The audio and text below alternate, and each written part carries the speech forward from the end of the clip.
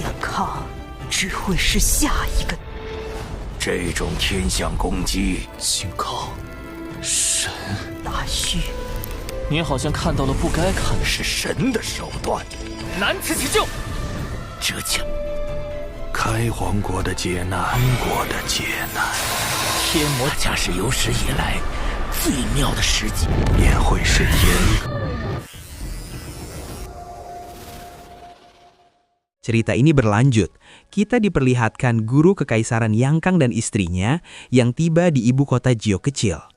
Ia kagung, tapi harus segera pergi. Petapa Qingyu menahan karena masih ingin menjelaskan asal-usul kota itu, dan guru kekaisaran Yangkang ingin mendengarnya. Petapa Qingyu mengajak guru kekaisaran dan istrinya menyeberang jembatan pelangi. Dari atas terlihat ibu kota Jiao kecil tersusun seperti formasi dengan istana para dewa. Qingyu berkata, kota ini sangat tua sejak periode kaisar pendiri. Kaisar Kekaisaran Yangkang kaget karena Kekaisaran Yangkang tidak pernah punya kaisar pendiri. Qingyu bilang kaisar pendiri berasal dari kekaisaran lain yang kini tinggal di Dasu. Dulu Dasu hancur oleh malapetaka kaisar pendiri. Sebelumnya sudah ada 3 malapetaka.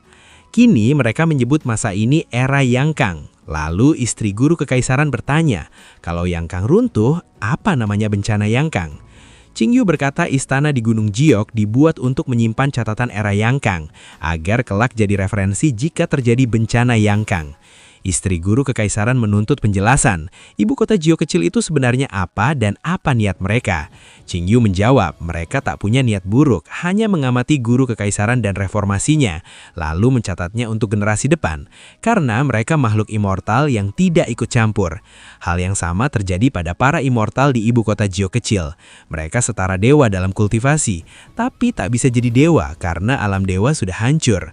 Qingyu lalu mengajak guru kekaisaran dan istrinya masuk ke istana di Gunung Jiok yang dingin dan sepi. Qingyu bilang dulu ada yang menyambung jembatan dan membangun dinasti ilahi. Tapi kini tinggal di Dasu. Yang tersisa sedikit disebut orang yang ditinggalkan dewa dan hampir tak punya harta karun jembatan ilahi lengkap. Para abadi sudah memeriksanya. Qingyu berkata, ramalan yang diterima Yangkang sebenarnya bukan tentang orang Dasu yang keluar, melainkan tentang orang desa bebas khawatir di Dasu. Jembatan ilahi mereka sudah selesai dan para dewa mewaspadai mereka. Ia lalu menunjukkan perpustakaan berisi catatan era kaisar pendiri dan malapetaka kaisar pendiri. Ia meminta guru kekaisaran membacanya. Memperingatkan, jika guru kekaisaran terus di jalannya, sejarah era kaisar pendiri bisa terulang pada era Yangkang. Qingyu ingin mengamati orang suci yang muncul tiap 500 tahun. Istri guru kekaisaran curiga asal-usul mereka terkait kaisar pendiri. Lalu guru kekaisaran mulai membaca sejarahnya. Di Dasu, Raja Iblis Dutian memohon izin pergi mencari dunia rendah untuk menyelamatkan bangsanya yang hampir punah. Huling Er merasa iba, tapi Qinmu menolak percaya. Itu cuma kesadaran. Tubuh aslinya masih di Dutian dan bisa kabur sendiri. Qinmu khawatir itu tipu daya, apalagi kota naga perbatasan sudah dekat. Qinmu tiba di kota naga perbatasan dan disambut hangat. Ia bilang keadaan Yangkang jauh lebih kacau daripada Dasu, penuh pemberontakan dan perang. Warga membenarkan banyak pengungsi dari Yangkang lari ke Dasu. Qinmu lalu menuju kediaman penguasa kota untuk menanyakan apakah penguasa sudah kembali. Penguasa kota sudah sempat kembali lalu pergi lagi. Qinmu menolak jamuan karena ingin pulang ke desa sebelum tahun baru. Kota naga perbatasan milik Nenek Si dan Qinmu, pengikut sekta iblis surgawi di luar menyebutnya pemimpin sekta, tapi di kota memanggilnya Tuan Muda. Qinmu lalu berangkat dengan naga kilin sampai ke desa lansia cacat dalam setengah hari. Qinmu menunggang naga kilin menyusuri sungai menuju desa. Ia teringat tahun lalu memecah es bersama Sien King Er, kini melihat Sien King Er mengasapi ikan besar hasil tangkapan desa untuk persiapan musim dingin. Sien King Er menggoda Qinmu yang pulang kaya dan bertanya apakah dunia luar menyenangkan. Qinmu santai menjawab ia malah terus dikejar-kejar, lalu menyinggung para biksu biara petir kecil yang mencarinya. Sien King Er bilang biksu biara petir kecil belum bisa masuk ke sini, lalu bertanya kenapa Qinmu dikejar. Qinmu bercanda, karena dia terlalu hebat sampai orang iri. Mereka janji akan main lagi.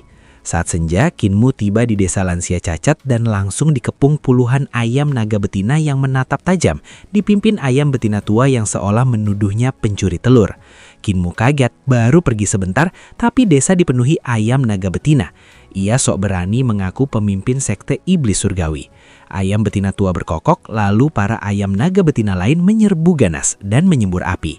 Melihat itu, Huling-ar kabur duluan. Kinmu akhirnya berhasil mengusir kawanan ayam betina, tapi ia babak belur penuh bulu. Raja Iblis Dutian menertawakannya. Kinmu sadar desa kosong. Nenek Sii, kepala desa dan apoteker tidak ada. Ia menemukan catatan. Mereka pergi mencari desa bebas khawatir, dan siapapun yang pulang diminta membantu apoteker untuk memberi makan serangga. Kinmu menemukan beberapa catatan. Kakek jagal dan kakek buta pergi mencari kepala desa. Lalu kakek bisu menyusul karena mereka belum kembali. Si pincang dan mak tua juga ikut mencari karena curiga ada bahaya. Nenek Sisia ikut menyusul dan menyuruh Kinmu jangan keluyuran. Kinmu lalu memberi makan serangga apoteker dengan daun herbal. Kinmu menghancurkan pil spiritual untuk dibagi ke pot serangga lalu mulai memasak. Raja Iblis Dutian kaget melihat pot dan harta karun berserakan, lalu dipanggil membantu memasak. Saat malam menelang gasu, Kinmu biasa saja, tapi Dutian tercengang melihat kegelapan itu untuk pertama kalinya. Menjelang kegelapan menyelimuti desa lansia cacat, kakek tuli pulang membawa keranjang buku. Kinmu senang menyambutnya. Kakek tuli terlihat kusut dan langsung minta makan karena kelaparan berhari-hari. Kinmu menyajikan. Kakek tuli melahap beberapa mangkuk, lalu Kinmu bertanya kemana saja ia belakangan ini. Kakek tuli bilang ia pergi mencari kakek bisu tapi gagal. Uangnya habis dan lukisannya tak laku sampai hampir kelaparan. Ia sempat ditolong nenek Sisia dan minta jangan bilang ke apoteker karena suka mengejeknya. Raja Iblis Dutian heran orang sehebat itu bisa miskin. Kinmu menasehati, zaman kacau, lukisan susah laku. Kalau butuh uang, jual saja ke kediaman guru kekaisaran. Kakek tuli takut berurusan dengan guru kekaisaran. Kinmu tawarkan beli di akademi kekaisaran, tapi semua lukisan sudah dibakar. Kakek tuli baca catatan, memutuskan tidur dan besok ingin mencari tetua yang lain. Ia lalu sadar ada Raja Iblis Dutian yang memperkenalkan diri. Kakek tuli meremehkan Dutian lalu pergi tidur, membuat Dutian marah. Kinmu menenangkan, kakek tuli kadang bisa dengar, kadang tidak. Kinmu memperingatkan kegelapan malam berbahaya, tapi Dutian diam-diam berniat masuk kegelapan untuk kabur dan menyiapkan ritual memanggil tubuh aslinya. Kinmu lalu tertidur. Dutian diam-diam keluar malam. Patung batu memberi cahaya redup, tapi area di luar cahaya tetap gelap pekat. Saat ia menyentuh kegelapan, jarinya langsung digigit sampai lenyap. Ia bertanya siapa di dalam kegelapan, dan suara menakutkan balik bertanya siapa dirinya. Tiba-tiba, kakek tuli muncul di belakang, menegur kenapa Dutian bicara bahasa iblis. Hal itu membuat Dutian kaget karena orang tuli itu ternyata sangat peka. Kakek tuli menulis kata perbaiki di tubuh Dutian, membuat Dutian membeku tak bisa bergerak atau bicara. Paginya, Kinmu menyiapkan sarapan. Naga Kilin membantu dan protes disebut anjing besar. Kakek tuli pamit mencari kepala desa dan yang lainnya agar bisa pulang saat tahun baru, sementara Kinmu tetap di desa menjaga. Kakek tuli melukis naga di langit lalu terbang pergi, dan Dutian masih terpaku di gerbang. Kinmu mengecek Dutian yang masih membeku, lalu menitip desa pada Naga Kilin dan pergi ke istana penekan malapetaka. Di jalan, ia bertemu biksu compang-camping yang menyapanya sebagai guru sekte iblis surgawi. Kinmu langsung mengenalinya sebagai perampok kapal harta karun dulu. Ia menahan diri sambil memastikan Longjianonan dan yang lainnya tidak ada di sekitar. Biksu itu terpisah dari Longjianonan dan yang lainnya setelah dikejar iblis akar puncak, lalu bertemu Kinmu. Ia menangis menyebut Kinmu sebagai pemimpin sekte iblis surgawi yang penuh dosa dan ingin mengantar Kinmu mati. Kinmu menantang, sebutkan dosanya. Biksu menjawab, dosa terbesarmu adalah menjadi pemimpin sekte iblis surgawi, jadi bertobatlah di kehidupan berikutnya. Biksu itu mengaktifkan wajra tak terkalahkan. Sinar Buddha meledak, tubuhnya membesar seperti raksasa dan tongkatnya ikut membesar. Ini teknik Buddhis jalur tempur yang menguatkan tubuh, ditopang mantra yang disimpan pada tongkat atau tasbih dan dipupuk lewat lantunan kitab suci untuk memurnikan niat serta menyalurkan seni ilahi ke senjata. Cerita ini berlanjut. Kita diperlihatkan biksu yang menggunakan teknik Vajra. Teknik ini melepas niat jahat dari tasbih untuk berubah ke mode tempur. Sementara mantra di tongkat memberi serangan kejutan. Kinmu sudah tahu efeknya. Tubuh jadi super tahan dan kekuatan biksu melonjak. Sampai bisa menahan pedang pelindung junior dan menenggelamkan kapal harta Kinmu. Kinmu memakai 3 eliksir tubuh penguasa, lalu menyerap cahaya emas, berubah jadi dewa emas berkepala harimau dan membentuk kapak perang dari ki emas. Ular emas di telinganya ikut menyerap serta memancarkan ki emas. Ini adalah wujud markis emas, penguasa Venus untuk menguasai seluruh ki emas, dan berkat bimbingan guru keikaisaran, kekuatannya melesat melampaui praktisi kuat lain di alam 5 elemen. Biksu terkejut melihat perubahan Kinmu, lalu menyerang dengan tongkat 9 cincin. Benturannya dengan kapak Kinmu meledak hebat. Cincin-cincin emas menghantam kepala Kinmu hingga ia terpental jauh.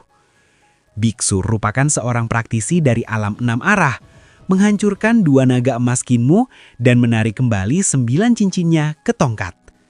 Biksu menghajar Kinmu bertubi-tubi dengan tongkat 9 cincin sampai Kinmu terpental ratusan meter dan kapaknya hancur.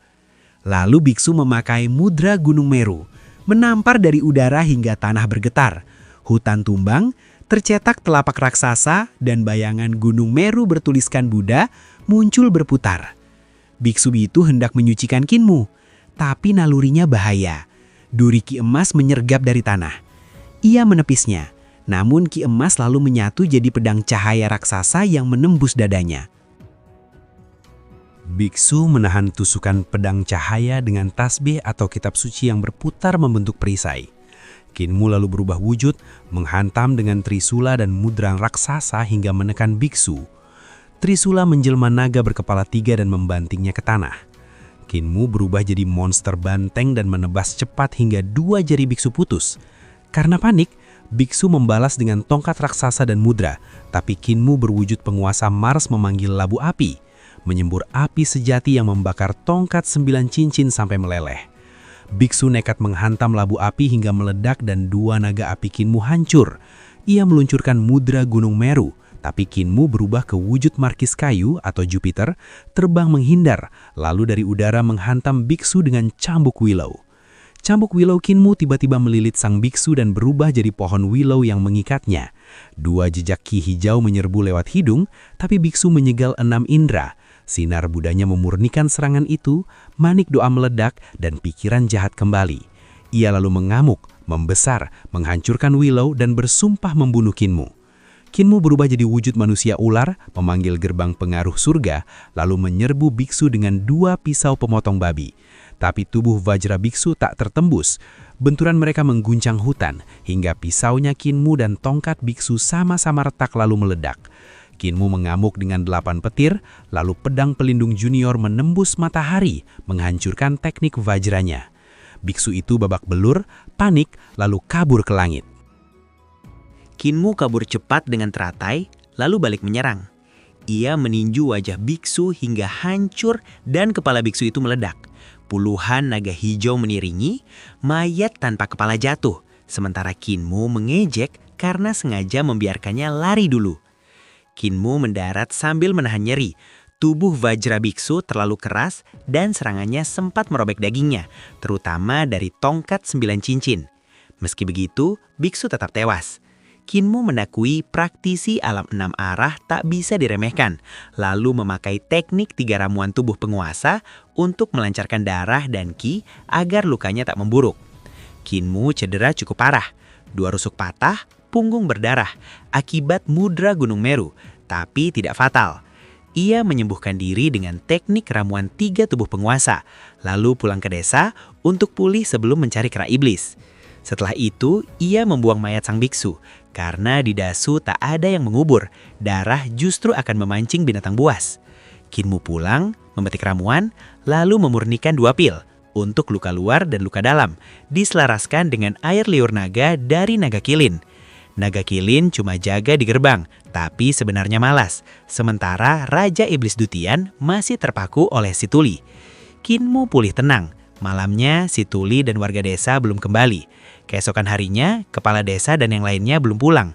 Luka rusuk dan punggung Kinmu sudah sembuh, tapi paru-parunya masih sakit jadi susah bernafas. Ia melatih teknik eliksir tingkat 3 sambil mengatur nafas agar pulih cepat. Lalu bingung soal usianya setelah tahun baru, 15 atau 16, karena warga beda pendapat. Nenek bilang ia ditemukan bayi 2-3 bulan sebelum tahun baru, sedangkan kepala desa yakin ia lahir sesudah tahun baru. Kinmu sadar, tiap tahun baru usianya selalu diperdebatkan. Lalu ia melihat kawanan serangga emas keluar dari hutan, mengitari desa, lalu menghilang lagi. Ia langsung paham, wanita dari Kastil 3 Keajaiban sudah tiba. Jauh lebih kuat, bisa mengendalikan ribuan serangga baja, yang bahkan mampu menggigit senjata spiritual. Kalau menyerang serentak, Kinmu tak akan sanggup melawan. Kinmu memilih mencegat wanita itu di luar desa. Ia membawa pot pecah berisi kalajengking. Naga Kilin bertanya. Kinmu cuma menjawab tegas, bertarung.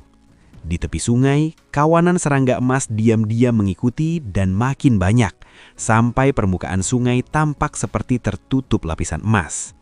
Serangga emas memancing monster ikan raksasa di sungai Surging, lalu memanjang dan melahap mereka sampai tinggal tulang. Kinmu sadar, ikan-ikan itu sebenarnya kuat, tapi tetap tak berdaya di hadapan kawanan serangga yang dibesarkan wanita dari Kastil 3 Keajaiban. Dari hilir, wanita itu muncul sambil menginjak kawanan serangga dan menyebut Kinmu pemimpin sekte iblis surgawi. Serangga beracun mengelilingi seorang wanita yang berdiri di atas serangga emas raksasa. Kinmu tersenyum dan bertanya, "Bagaimana aku harus memanggil kakak?" Kyuye heran. Pemimpin sekte iblis surgawi begitu dihormati di dunia kultivasi. Mengapa kau malah sopan kepada musuhmu? Wanita itu sangat cantik hingga orang mudah terpikat dan melupakan bahaya di sekitarnya. Kinmu berkata bahwa di Dasu, ia bukan lagi pemimpin sekte iblis surgawi dan mengajak Kyuye datang merayakan tahun baru di desa. Kyuye menjawab ia akan pulang setelah membunuhnya, tetapi kemudian sedih karena rumahnya di Kastil 3 Keajaiban sudah hancur oleh sekte iblis surgawi saat pertempuran di Dasui. Gurunya mati saat melindunginya dari pasukan. Kyuyu menuduh Kinmu sebagai pemimpin sekte iblis surgawi yang memimpin penghancuran Kastil 3 Keajaiban hingga keluarganya dieksekusi. Ia lalu bertanya apakah ia pantas membunuhnya. Kinmu menjawab itu wajar, karena sejak awal ia seharusnya tahu pemberontakan yang gagal akan membawa kehancuran bagi keluarganya. Kyuyu menegaskan bahwa demi kebenaran dan keadilan, ia siap mengorbankan nyawa, lalu menantang Kinmu bertarung. Kinmu setuju karena mereka menempuh jalan berbeda. Kyuyu segera menyerang dengan gawanan serangga beracun dari segala arah. Beberapa membesar dan sebagian mengecil menjadi sangat berbahaya karena bisa masuk ke tubuh dan menyerap chi vital lawan. Kinmu membuka guci dan memanggil 2 kalajengking raksasa yang langsung menjatuhkan semua serangga beracun. Kyuyu mencoba melarikan diri, tetapi tertangkap dan terbunuh dalam satu serangan. Setelah itu kalajengking kembali ke guci, sementara mayat Kyuyu hanyut di sungai. Kinmu lalu kembali ke desa, diam-diam diawasi Naga Kilin. Kinmu memukuli Raja Iblis Dutian hingga tak berdaya. Tiba-tiba, para praktisi dunia kultivasi datang mencarinya. Kinmu mengambil cermin nenek Si dan menyinarinya, menghancurkan jiwa mereka. Setelah itu ia kembali ke desa sambil bertanya dalam hati, apakah mereka akan membiarkannya merayakan tahun baru dengan tenang? Setelah sembuh, Kinmu pergi dari desa menuju istana penekan malapetaka. Di jalan, ia melihat makhluk aneh memakan mayat. Tetapi mereka ketakutan saat melihatnya. Selama 2 hari terakhir, para praktisi dari Yangkang mencoba masuk desa, namun selalu disingkirkan oleh berbagai benda aneh milik para tetua desa. Banyak praktisi dunia kultivasi datang untuk membunuh Kinmu, termasuk Long Jiaonan dan para ahli dari berbagai sekte. Dalam 2 hari, puluhan orang menemukan desa lansia cacat. Tetapi semuanya sudah mati. Kinmu merasa Long Jiaonan mungkin sudah dekat dan diam-diam mengawasinya dari luar desa. Ia sengaja keluar untuk memancingnya muncul, karena wanita itu sangat membencinya setelah kehancuran sekte penunggang naga. Kinmu pergi ke istana penekan malapetaka, tetapi tidak menemukan kera iblis. Menjelang tahun baru, para tetua desa masih belum kembali, membuatnya gelisah. Akhirnya, ia bersiap pergi bersama naga Kilin untuk mencarinya di dalam dasu. Dan pada akhirnya, spoiler untuk episode kali ini pun bersanung. Oke, cukup sekian, terima kasih untuk video kali ini. Dan sampai jumpa di video berikutnya. 人的手段，难辞其咎。这将开皇国的劫难，安国的劫难，天魔将是有史以来最妙的时机，也会是炎。